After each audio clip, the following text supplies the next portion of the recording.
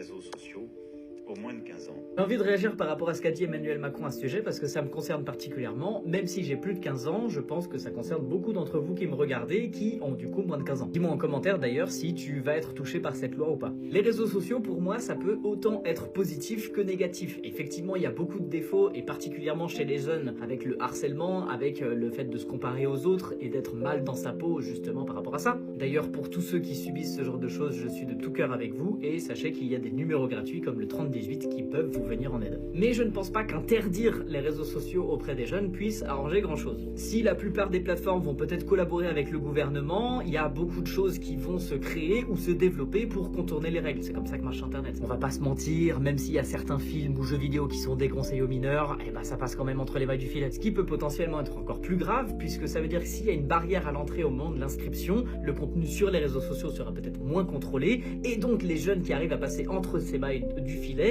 seront exposés à du contenu qui leur est encore moins destiné. C'est qu'une supposition, hein, je sais pas en fait. Ou alors il y a d'autres réseaux sociaux ou applications qui vont se créer, peut-être même par des jeunes sur lesquels il y aura que des jeunes. Et là c'est encore pire. Imaginez un endroit sur internet sur lequel il y a que des mineurs, c'est un repère à pédophile. Le troisième problème, c'est qu'un ado, donc à partir de 15 ans, pourrait s'inscrire sur tous les réseaux sociaux sans y avoir été préparé au préalable. Ce qui fait donc que retarder ce problème de harcèlement, santé mentale, etc. Est-ce que la véritable solution serait pas plutôt donc davantage de prévention et d'éducation face aux dangers des réseaux sociaux dans les établissements scolaires? Plutôt que d'interdire quelque chose à quelqu'un qui dans tous les cas va l'utiliser, que ce soit avant ou après 15 ans, prévenir en fournissant les outils adéquats à cette personne pour pouvoir utiliser ces réseaux correctement et sainement. Cette histoire d'interdiction, ça me fait un petit peu penser au moment où l'alcool avait été interdit dans certains pays, c'était encore pire. On interdit